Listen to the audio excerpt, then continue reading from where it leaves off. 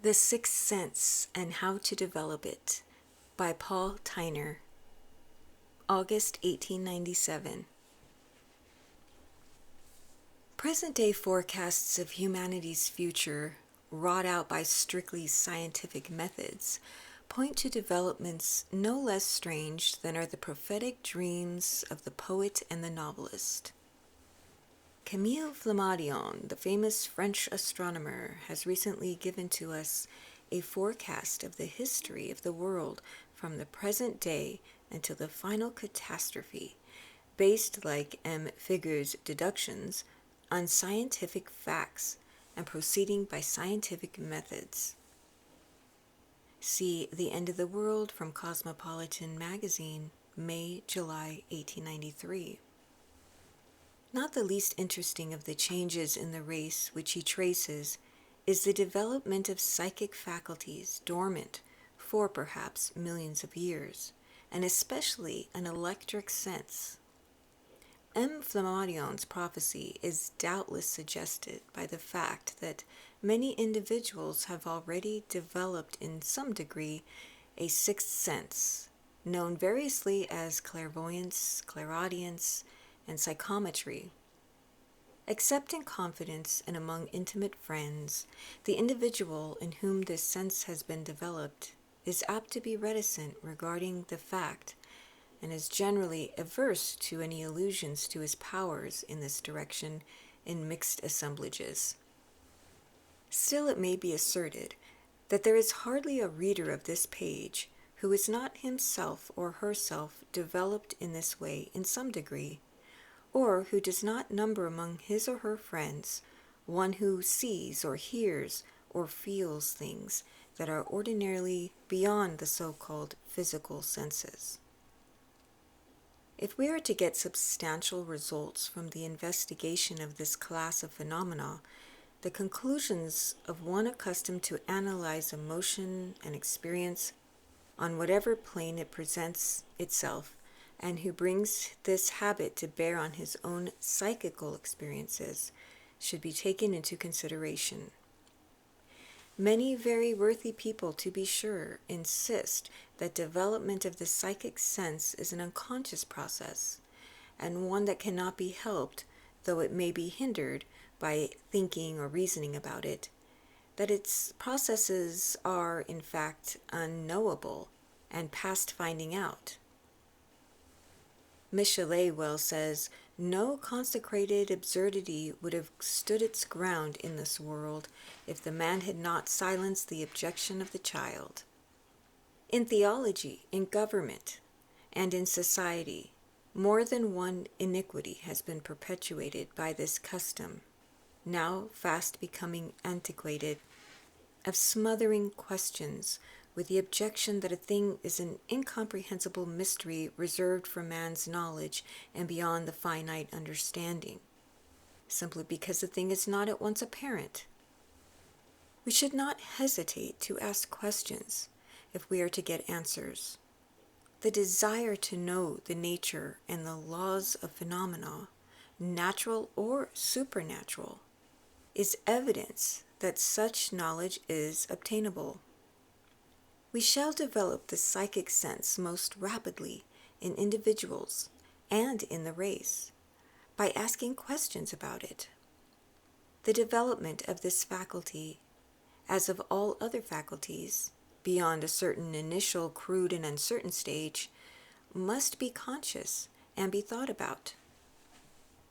What are called psychometry, clairvoyance, and clairaudience may be classed together as one faculty, because, for reasons which will appear in another part of this paper, it is believed all these phenomena are the manifestations of one and the same sense in various stages of development.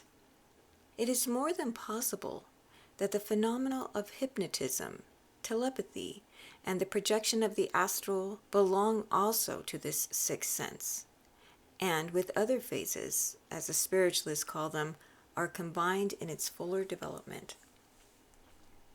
If the writer may be permitted to speak from his own experience, under certain unusually favorable psychic conditions, a sensitiveness of the psychic perception to objective thought images or pictures, sometimes taking the form of flowers or other symbols, then of places, cities, houses, landscapes, is first developed. Then follows the seeing of faces and forms, of those aggregations of thought and feeling we call persons.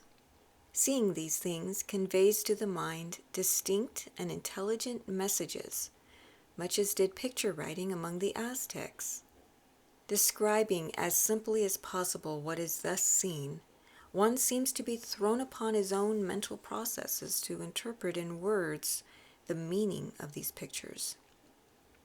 Soon it occurred to the writer that the persons who thus talked in symbols and pictures must be quite capable of addressing him more easily and directly by speech, if he could only hear them. Why had he not heard them? Why is it that we often do not hear words distinctly addressed to us on the physical plane, from stage, platform, or pulpit, or in private conversation? It's because we do not listen. Attention is called for in the conscious reception of thought images. To hear the words spoken in the astral light, to adopt the convenient theosophical phraseology, listening with concentration is required. Listening, so the words must come with illumination and recognition to the brain. This was proved in repeated experiments. Sitting quietly alone or with one or two sympathetic friends, the writer's attention would suddenly be caught by hearing a new voice announcing an unseen visitor or joining in the conversation.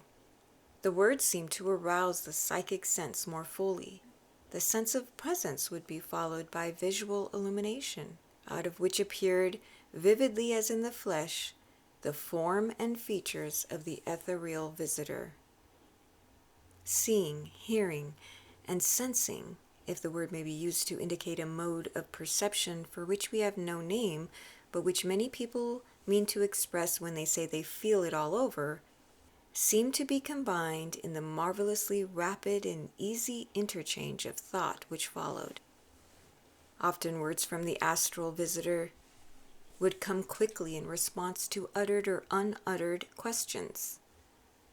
At times these words reach the writer audibly, although their full meaning seemed to come slowly as he endeavored to repeat them. Later, this comparatively slow process was reversed, and the thought of the spirit would be flashed upon his brain and instantly grasped, only becoming audible as he heard his own voice expressing the spirit's thought. Not in his own words, but in those of the spirit. Here, certainly, there was spirit communion, in which were combined what is called clairvoyance, clairaudience, psychometry, telepathy, and hypnotic control, all merged in a single psychic sense, or rather sensitiveness, and all depending evidently on the degree of rapport established between the thought of individuals outside the writer's personality and that identified with it. In all these experiences, consciousness on the psychic plane is added to consciousness on the physical plane, not substituted for it. Experiences in regard to the development of the sixth sense, it is found, vary with differences of character and temperament. With some, hearing comes first, and seeing only long afterward. Others, very delicately organized, are at first exceedingly sensitive to impressions or intuitions which plainly indicate the projection on their consciousness of thought from an intelligence quite outside their own, without coming through sight, touch, or hearing. Still others begin by acquiring remarkable sensitiveness to the psychical atmosphere of a room. For no apparent reason, their sleep is disturbed in one room, and all sorts of uncomfortable and disagreeable sensations are experienced, while in another room, perhaps in the same house, they will breathe freely and have a delightful feeling of serenity or cheerfulness. Still others begin by noticing peculiar sympathies with or antipathies to the touch of certain objects. Comparing these various instances with the writer's own experience, he cannot help thinking that the development of the sixth sense depends very much upon the side on which it is first recognized, and consequently, to some extent, specialized by force of habit. Development comes more quickly to the seeing than to the hearing sensitive, if one may judge from familiar cases. Is it because form and color suggest sound more quickly than sound suggests form and color?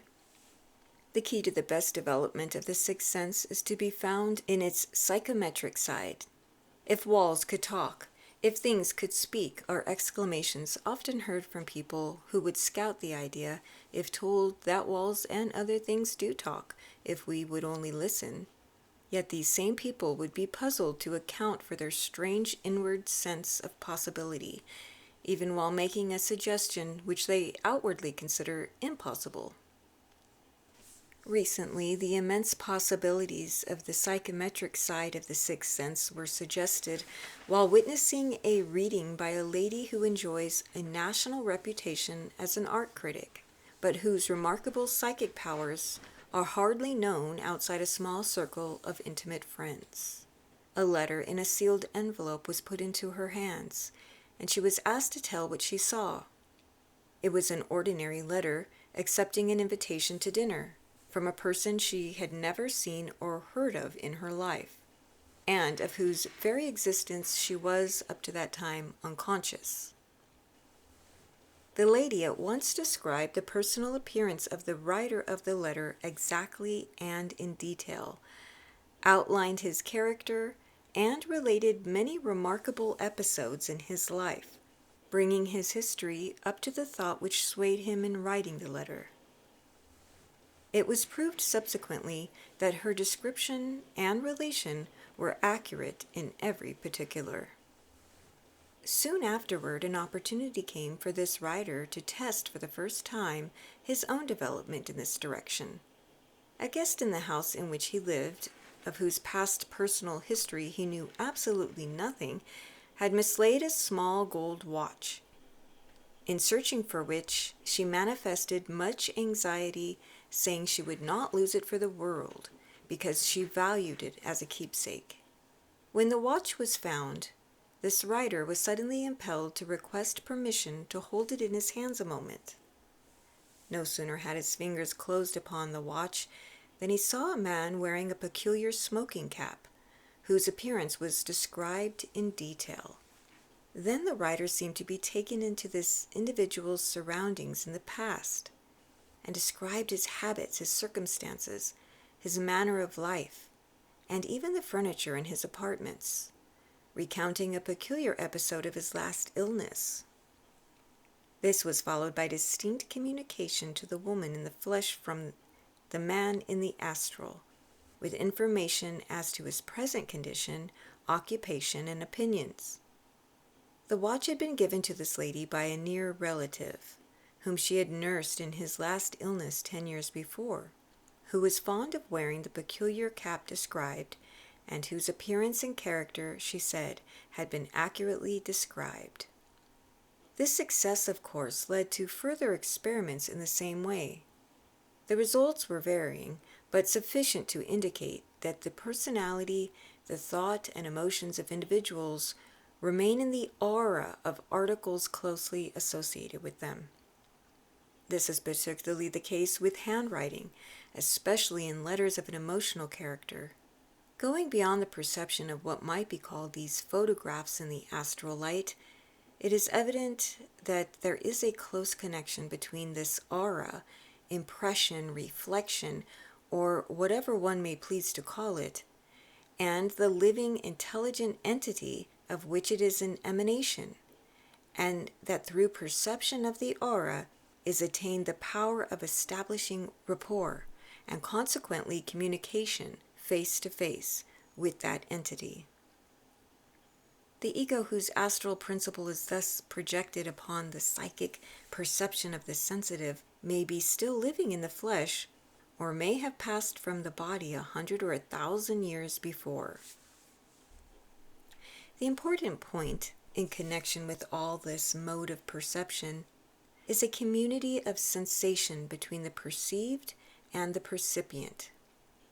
I have been able to describe with precision the emotions, whether of exaltation or depression, lightness or heaviness, health or disease, perceived by me, because I myself in my own nervous and mental organization felt those conditions.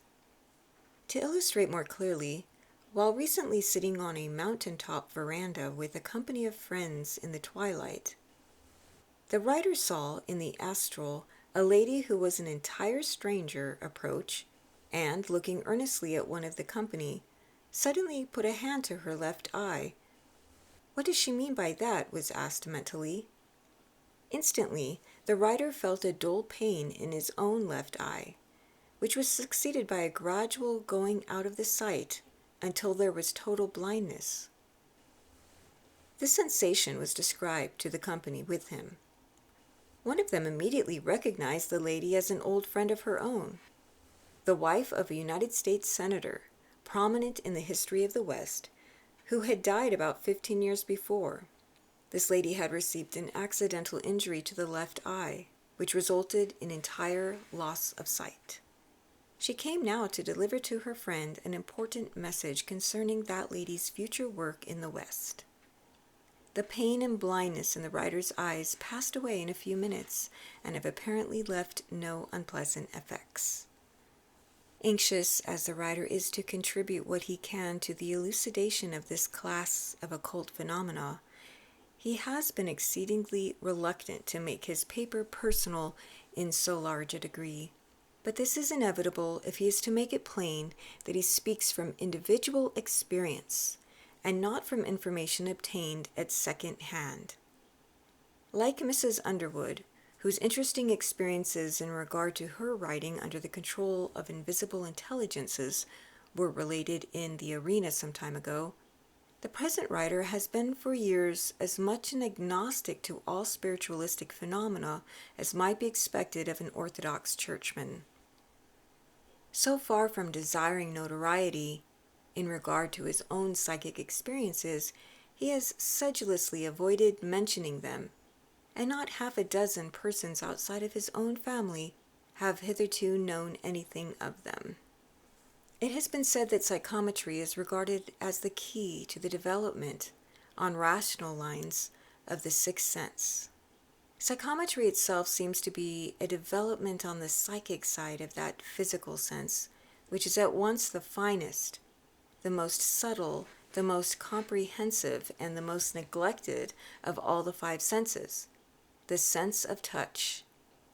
While distributed over the whole surface of the body, through the nervous system, this sense is more delicate and sensitive in some parts than in others.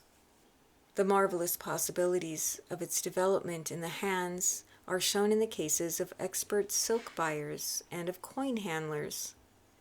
Silk buyers are enabled merely by touch to distinguish instantly variations of weight and fineness in each of a score of different pieces of cloth, hardly distinguishable to the eye. Girls employed in the mints, while counting gold and silver coins at an astonishingly rapid speed, detect at once the minutest divergence in weight of the coin passing through their hands. The remarkable sensitiveness developed by the blind in the tips of the fingers, under such scientific cultivation, as that provided in the Perkins Institute, of which Laura Bridgman in the past and Helen Keller in the present are such conspicuous examples, is familiar to most readers.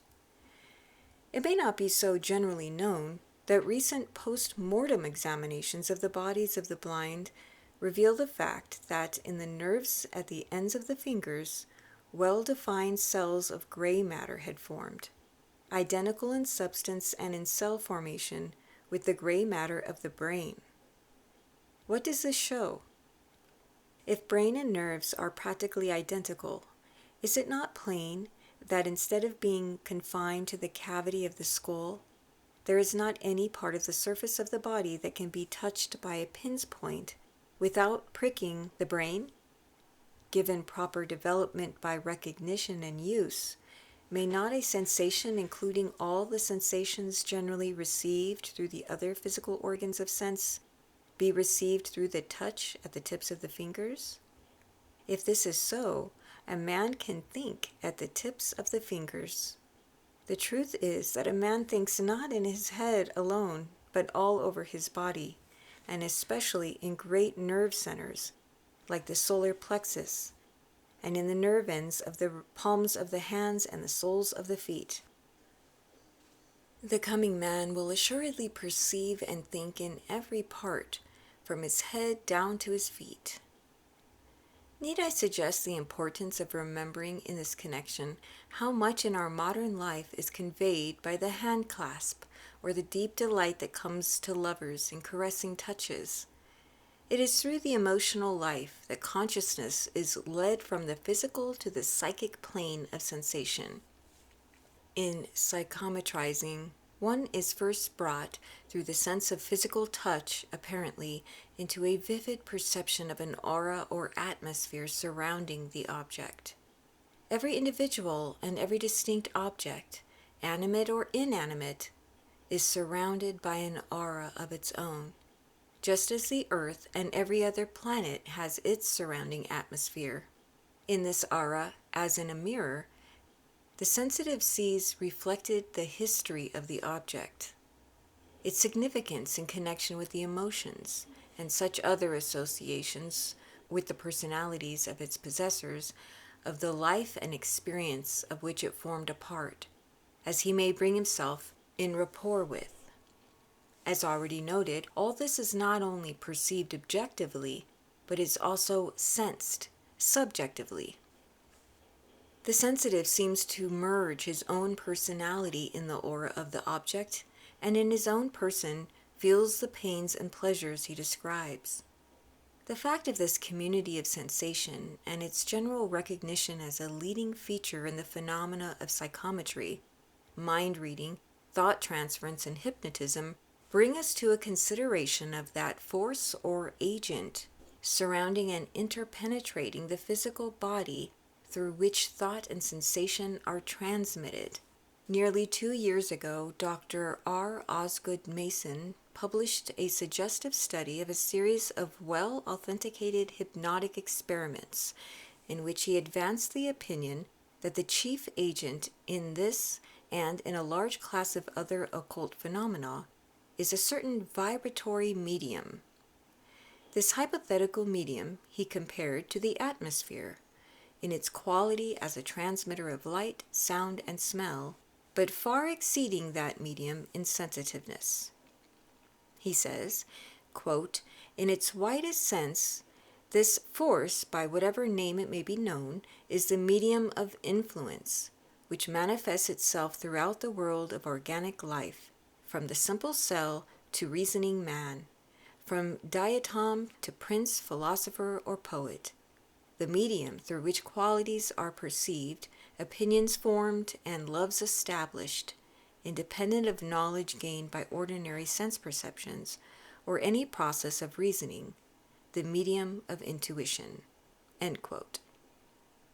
Dr. Mason, however, frankly confesses himself, quote, "unprepared to say whether the psychic medium is constant, existing in and pervading space without special reference to its actual use, or a rare effluence, ether, vital force, or emanation, existing as an attribute of living, sentient beings, always in use to some degree, and under favoring conditions, producing what seems to us marvelous phenomena." End quote. The writer's investigations lead him to believe that Dr. Mason's hypothesis, while exceedingly valuable and suggestive, falls short of accounting for the phenomena he describes.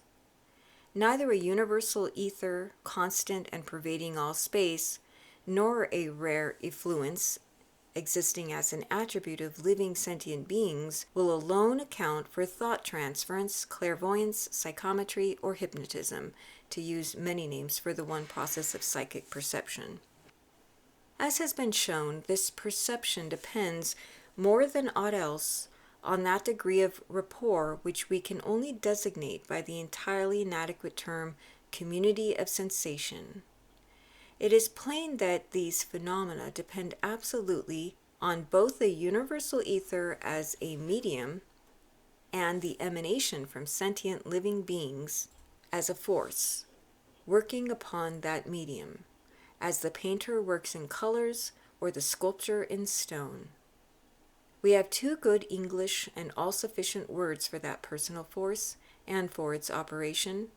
These words are mind and thought.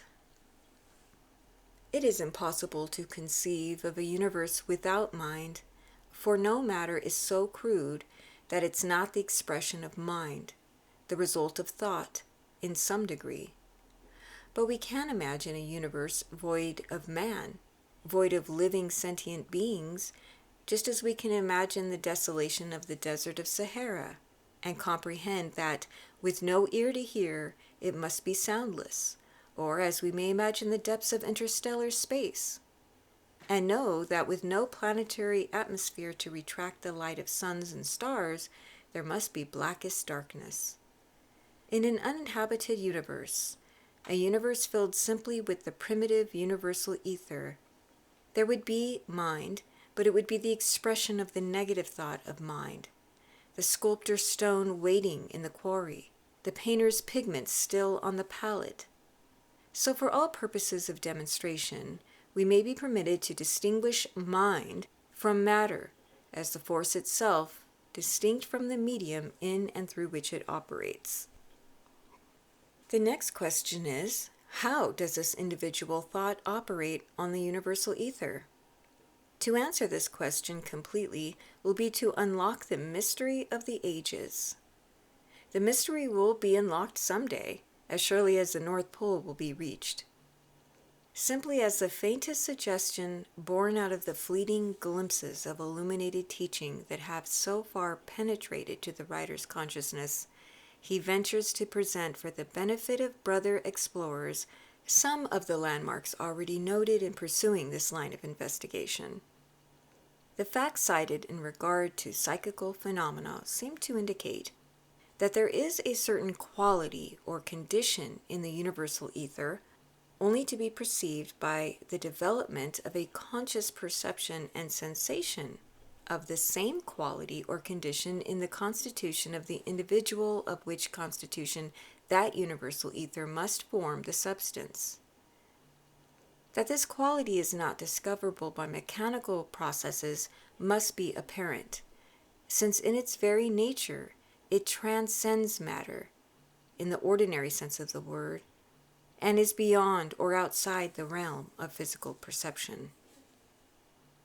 It seems, therefore, that to perceive this quality of the ether or spirit filling all the universe, permeating all space, and pervading every particle of what we call matter, this substance whose universality, oneness, and constant vibration bring us into instant touch with the most distant stars, it is necessary that the percipient should be able to place himself in rapport with it.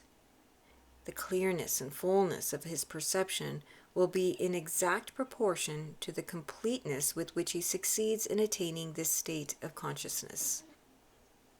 In art, we already recognize the truth that the quality of the poem, the picture, the statue, or the musical composition, that is, its essential reality, is a thing beyond demonstration in terms of physical or material analysis. Like faith, it is the substance of things hoped for, the evidence of things unseen. It is sensed not by eyes, nor ears, nor hands, but by the sixth sense. We appreciate the beauty of a poem or a picture only insofar as we can place ourselves in sympathy with the thought or emotion of the poet or the painter, so far as we can think the same thought or experience the same emotion that's expressed in the poem or the picture. To a certain extent, this power may be attained by intellectual cultivation. It's oftener the result of a development of that more subtle spiritual faculty we call intuition. All the intellect and learning of Carlyle did not enable him to appreciate, much less to write, such a poem as Keats' Endymion, nor to enjoy the melody of Mozart's masses. The question now arises, in what does this quality so necessary to psychic perception consist? By analogy with artistic powers and perceptions, and even more clearly perhaps with the familiar phenomena of chemistry, we may be justified in regarding this quality as harmony. Harmony in the first place between the elements of one's own nature, and in the next place, harmony of the individual nature with the thought or the person to be perceived psychically. And the thought which alone can create and sustain this harmony is love. Science is constantly expanding our knowledge of the marvelous qualities of the universal ether. Professor Draper, in his work on light, avows the conclusion that the universal ether, through light, registers and retains photographs of persons, scenes, and actions ordinarily invisible, but which under certain conditions may become visible. The walls of every room, he says, contain, and might, if we knew how, be made to show forth the pictures of every action that has taken place within them, stamped upon them by the light. In this century, recently, Professor S.P. Langley of the Smithsonian Institute described certain experiments which demonstrate that bodies thousands of times heavier than the air itself may be sustained in the air and propelled in it at great speed. The greater the speed, the less the power required to sustain the traveling body. See also Professor Langley's article on the flying machine in McClure's magazine for June 1897. Aside from Professor Langley's experiments in aerial navigation, we know that the ether sustains millions of planets in perfect equilibrium and moving in their orbits with almost inconceivable velocity. We know that it is capable of transmitting light, heat, and sound, and that it permeates every atom of the universe, even to the most infinitesimal molecules of the densest solids. We are beginning to learn that from this ether, all the forms of the material universe are primarily evolved, and that into this ether, the substance of all forms finally returns. Harmony in color, in sound, or in form is a matter of proportion arrived at by the appropriations or attractions of affinities. A form is perfect to the sight insofar as its relative proportions in line and dimension harmonize with each other.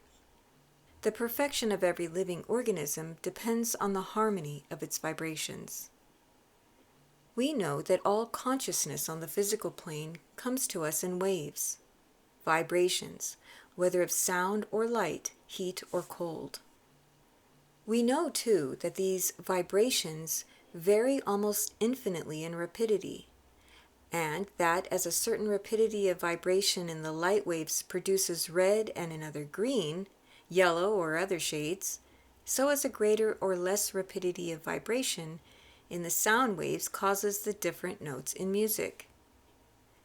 The same law in regard to vibrations acts in causing health or disease, joy or sorrow, life or death. Fill a room with air in which there is a certain proportion of nitrogen to oxygen, and that air is healthy and vitalizing. Change the proportions by increasing the nitrogen or by cutting off the oxygen, and the air of that room becomes poisonous and deadly. In the same way, it's found that the body of a human being, in the last analysis of its material structure, is composed of oxygen and nitrogen. While a certain proportion of these elements is maintained, the body is in a healthy condition. Disease and death occur when this healthy equilibrium or harmony of vibrations is disturbed or destroyed by too great an increase of the proportion of nitrogen or decrease of the proportion of oxygen. The statement is made, and its suggestiveness is startling, that the proportions of oxygen and nitrogen in the body of an individual at any one time are not only an absolute indication of his bodily condition, but will indicate his spiritual condition also. That is to say, the character and development of the ego itself determines the composition of the body. and the proportions of oxygen and nitrogen will be blended in exact relative proportions with the good and evil in the man's nature. Every good thought increases the proportion of oxygen, as a deep breath does, and lessens that of nitrogen, making the body finer and more beautiful. Every evil thought or impulse that is indulged increases the nitrogen and has the reverse effect on body and soul.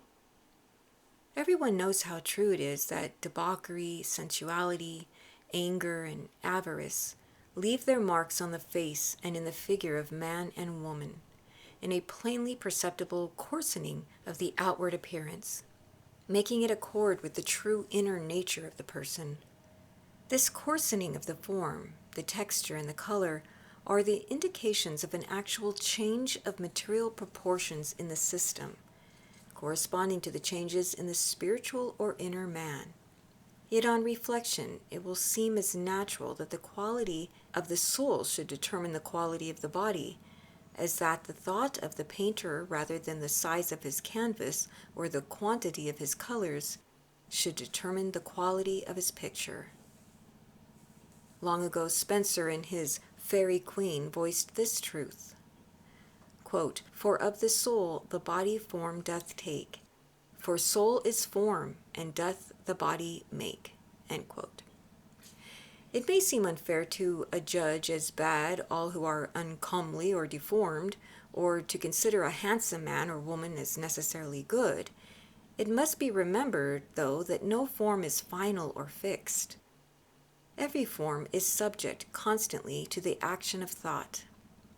The form of today may be the result of thought through a series of previous incarnations, working out slowly and gradually. The hunchback may be transformed into an antenuous, or the antenuous into a hunchback, but not suddenly. Nature makes no sudden leaps.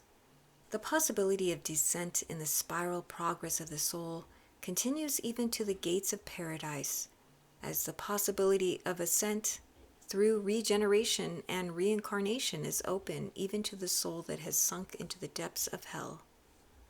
Two facts of importance must be kept in mind. First, the actual quality, susceptible of chemical analysis, is the test, and that this quality may be in part concealed by appearance. All is not gold that glitters. Second, the attainment of a perfectly spiritualized body, i.e., of a body in which the chemical elements are blended in complete harmony, is in all probability the result of the garnered experiences of thousands or hundreds of thousands of years through repeated incarnations of the ego in a series of bodies. It is the fruit of experience, of countless errors, of the persistent effort of the divine germ to express itself. In this connection, it is exceedingly interesting to know that this law as to the relation between the spiritual development and the physical constitution of the body may be carried out to the logical conclusion that the quality of the body affords an infallible indication of the accomplishment of the object of reincarnation on this earth. Once the elements composing the body are combined in a certain proportion, necessity ceases for further reincarnation, for further experiences on the material plane. The achievement of this goal can only be determined, probably, by the soul's expression of its quality and by its attraction of embodied or disembodied spirits of the same quality and development. By their fruits ye shall know them. The future life and growth of that ego must be on higher planes of existence, in embodiments of finer or more spiritual substance. Environment on the lower planes creates character. On the higher planes, it is commanded and created by character. From all this, is it not plain that investigation which is to increase our actual knowledge of the nature of the universal ether in its quality as a medium, and of the individual thought in its quality as a force, must leave the beaten track of mechanical tests and measures? Should we not seek the more spiritual, and more scientific method of so analyzing and examining psychical phenomena that we may learn how man may consciously and intelligently establish the utmost harmony and correspondence between the nature of the spiritual man and the nature of the spiritual universe, by thus bringing the individual mind into at least an approach to complete sympathy and unison with the universal mind, of which it is a part.